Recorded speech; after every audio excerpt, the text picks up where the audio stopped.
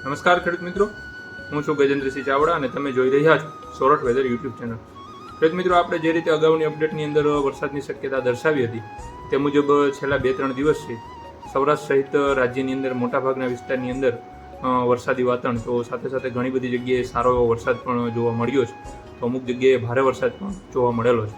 તો ખેડૂત મિત્રો, વાત કરીએ કે જે આપણે જે બંગાળની ખાડીની અંદર જે સિસ્ટમ ઊભી થઈ હતી અને તે આગળ વધી અને ગુજરાતના કાંઠા સુધી આવી છે અને હાલ તેની અસર સૌરાષ્ટ્ર સહિત સમગ્ર રાજ્યની અંદર જોવા મળી રહી છે.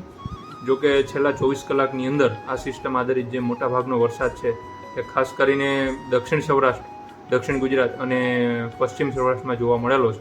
સાથે સાથે જે આ સિસ્ટમ આધારિત વરસાદ હતો તે મોટાભાગનો અરબી સમુદ્રમાં જોવા મળેલો છે, જે પણ આપ સેટેલાઇટ ઇમેજમાં જોઈ શકો છો.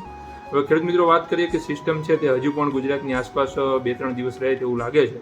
સાથે સાથે એક નવી સિસ્ટમ છે તે પણ મજબૂત સિસ્ટમ, તે પણ બંગાળની ખાડીમાં બની ગઈ છે અને તે ઉત્તર પશ્ચિમ દિશામાં આગળ વધી અને ગુજરાત તરફ આવે તેવું પણ હાલના ફોરકાસ્ટ મોડેલો દર્શાવી રહ્યા છે.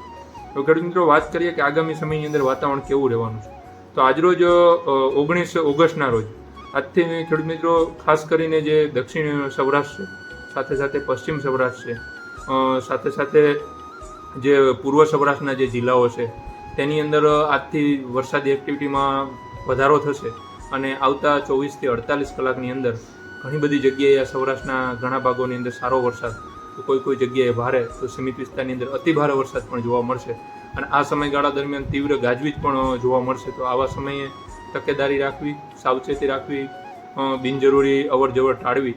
એમાં પણ ખાસ કરીને પશ્ચિમ સૌરાષ્ટ્રની અંદર ભારેથી અતિ ભારે વરસાદની શક્યતા છે આગામી 24 થી 48 કલાક દરમિયાન.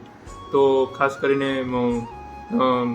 ગીર સોમનાથ જિલ્લો, પોરબંદર જિલ્લો, જુનાગઢ જિલ્લો, દેવભૂમિ દ્વારકા છે, જામનગર છે, આ જિલ્લાઓની અંદર હજુ પણ અતિ ભારે વરસાદની શક્યતાઓ યથાવત છે. આગામી સમયની અંદર ઓછા સમયમાં ઘણી બધી જગ્યાએ સારો એવો વરસાદ વરસી જાય તેવી શક્યતાઓ રહેલી છે. સાથે સાથે અમરેલી છે, ભાવનગર છે, રાજકોટ જિલ્લો છે, બોટાદ છે, સુરેન્દ્રનગર છે, સાથે સાથે કચ્છના પણ ઘણા બધા ભાગોની અંદર સારી એવી વરસાદની શક્યતાઓ છે. તો મધ્ય ગુજરાતની અંદર પણ આગામી 2-3 દિવસ હજી સારા એવા વરસાદની શક્યતાઓ છે. સાથે સાથે દક્ષિણ ગુજરાતની અંદર પણ સારો એવો વરસાદ વરસી શકે. ખેડૂત મિત્રો, આ સમયગાળા દરમિયાન ખાસ કરીને અતિ ભારે વરસાદ કે તીવ્ર થંડરસ્ટોર્મ થતી હોય ત્યારે બિનજરૂરી અવરજવર ટાળવી, તેમજ કોઝવે ઉપરથી પાણી પસાર થતું હોય ત્યારે બિનજરૂરી અવરજવર કરવી નહીં. કારણ કે આ જે સિસ્ટમ આધારિત વરસાદ હોય તે ખૂબ ઓછા સમયની અંદર ખૂબ મોટી માત્રામાં વરસાદ વરસી જતો હોય, એટલે તકેદારી રાખવી. સાથે સાથે ખેડૂત મિત્રો, ત્યારબાદ પણ એક સિસ્ટમ આવી રહી છે, તો તેનો પણ લાભ ગુજરાતને મળે તેવું લાગે છે. ટૂંકમાં આ જે વરસાદી માહોલ છે તે હજુ પણ 10 થી 15 દિવસ યથાવત રહી તેવું હાલના ફોરકાસ્ટ મોડેલો દર્શાવે છે. ત્યારબાદ જો કોઈ પણ ફેરફાર હશે તો આપણે અલગથી અપડેટ આપશું. હવામાન અને વરસાદને લગતી માહિતી માટે મારી આ ચેનલને સબસ્ક્રાઈબ કરજો અને વધુમાં વધુ ખેડૂત મિત્રોના ગ્રુપમાં શેર કરજો. અસ્તુ, જય હિન્દ, જય ભારત.